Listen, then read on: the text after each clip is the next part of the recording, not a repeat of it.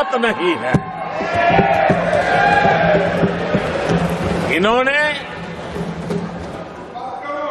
ये upper house को अपमानित कर रहे हैं। इस अपर हाउस की महान परंपरा को अपमानित कर रहे हैं।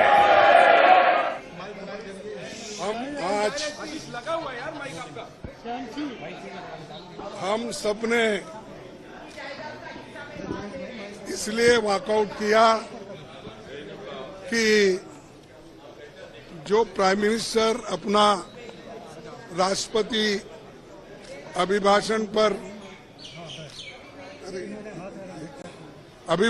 पर जो भाषण दे रहे थे, उन्होंने कुछ गलत बातें सदन को बताई,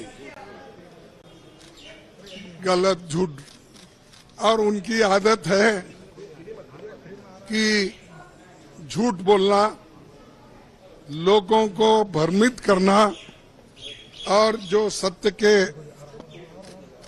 जो विरोध में बात करना, ये उनकी आदत है। और मैंने सिर्फ उनको इतना ही पूछा कि जब वो संविधान के बारे में बोले कि आज लोग संविधान के लिए बचाने के लिए डंडोरा पीट रहे हैं, ऐसी बात उन्होंने कही, तो हमने ये कहा, देखो संविधान तो आप नहीं बनाए, संविधान के आप विरोधी थे, इसीलिए मैं वो क्लैरिफाई करना चाहता हूं कि कौन संविधान के फार थे, कौन संविधान के खिलाफ थे, किसने संविधान बनाया, किसने संविधान के खिलाफ बात किया, वो मैं उनके सामने रखना चाहता था। मैं ये रखना चाहता था कि उन्हीं के पेपर में आरएसएस के जो मुखपत्र है ऑर्गेनाइजर 30 नवंबर 1949 में अंक में संपादकीय में लिखा था।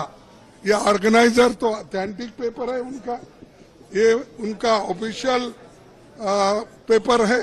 उसमें ये लिखा गया था, भारत के इस नए संविधान की सबसे बुरी बात यह है कि इसमें भारतीय कुछ भी नहीं है। प्राचीन भारत के अद्भुत संवैधानिक विकास के बारे में इसमें कोई जिक्र ही नहीं है। आज तक मनुस्मृति में दर्ज मनु के कानून दुनिया की प्रशंसा का कारण है। ये किसने कहा? ये ऑर्गेनाइजर ने, आरएसएस ने, जनसंघ के जो लोग थे उस वक्त उन्होंने कहा, और वे स्वयं स्फूर्ति आज्ञाकारित और अनुरूपता पैदा करते हैं। हमारे संवैधानिक विशेषज्ञों ने ये बात निरर्थक है। उन्होंने ये कहा कि यहाँ तक जो कॉन्स्टिट्यूंट असेंबली के मेंबर से किए हैं ये गलत है। उन्होंने उस वक्त अपोज करके इस संविधान को उन्होंने नकार दिया था, और आज उसकी रक्षा की खुद बात करते हैं और हमारे को बोलते हैं कि हम संविधान विरोधी है। अरे खुद विरोधी है, जन्मता ही विरोधी है, शुरू से विरोधी है।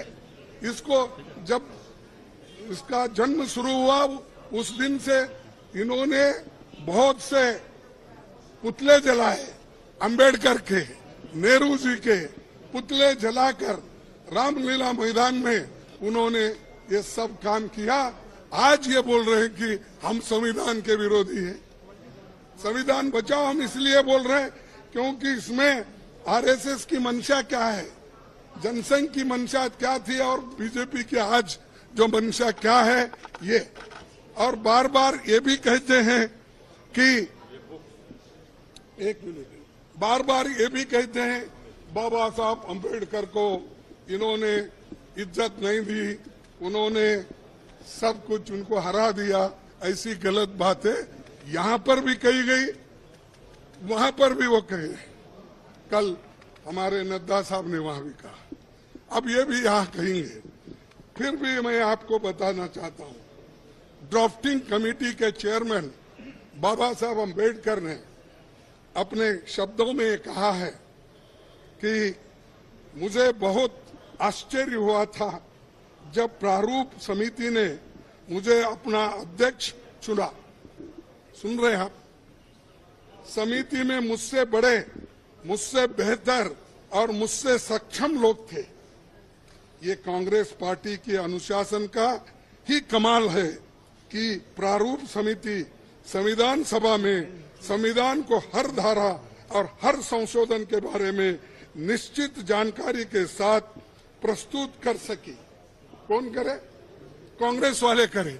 और इसको बाबा साहब अम्बेडकर ने कहा, और ये कहते हैं इन्होंने विरोध किया, उन्होंने ये किया, उनका अपमान किया। आगे मैं बताऊंगा। इसलिए संविधान सभा के समक्ष संविधान के प्रारूप के अबाध रूप से प्रस्तुत किए जाने के समस्त श्रेय पर कांग्रेस पार्टी का हक बनता है। ये बात मैं कहने वाला था, और मेरी बात सुन रहे नहीं। मैं मिनटों से हाथ उठा रहा हूं। हमारे सभी पार्टी, इंडिया गठबंधन पार्टी पूरी उठ के डिमांड कर रही थी, मांग रही थी। हम ध्यान खींच रहे थे चेयरमैन साहब, ना हमको वो मौका नहीं मिला। मैं फिर प्रधानमंत्री से खुद रिक्वेस्ट किया, 1 बार 2 बार 3 बार, लेकिन उन्होंने भी उसको नकार दिया। मैं जो झूठ बातें उन्होंने बोली है ये पूरे मेरे पास है। और कैसा ये लोग आज सदन में बोलते हैं, सदन के बाहर बोलते हैं, ये समझे हैं वो ही पढ़े लिखे हैं और गलत बातें बोलने में माहिर है। ये तो मैं बाबा साहब अम्बेडकर का स्पीच कॉन्स्टिट्यूंट असेंबली में जो बोला वो लाया हूं, और ऑर्गेनाइजर में उनके लोग क्या बोले हैं वो भी मैं बताना चाहता था, लेकिन उन्होंने मौका नहीं दिया। और इसलिए मैं कंडम करता हूं, हम सभी लोग कंडम करते हैं, और कंडम करके हम वॉकआउट किए, क्योंकि ये हमारे बात को जब कोई महत्व ही नहीं है तो वहां बैठकर क्या सुने हम। और जब प्रधानमंत्री खुद यहाँ पर जब बात कर रहे थे राहुल जी, उस वक्त 2 बार उठ के उन्होंने क्लैरिफिकेशन की कोशिश की, क्लैरिफाई कर दिए। 4 मिनिस्टर क्लैरिफाई कर दिए। मैं जब बात कर रहा था तो मेरे सदन में मेरे को रोकने टोकने का इतना कोशिश की, इतने लोग बार बार उठे मिनिस्टर्स। तो आज मेरे को 1 मिनट नहीं मिल सकता था इस बात बोलने के लिए। इसीलिए हम वो सभी लोग कंडम करके वॉकआउट किए हैं। बस यही चीज है।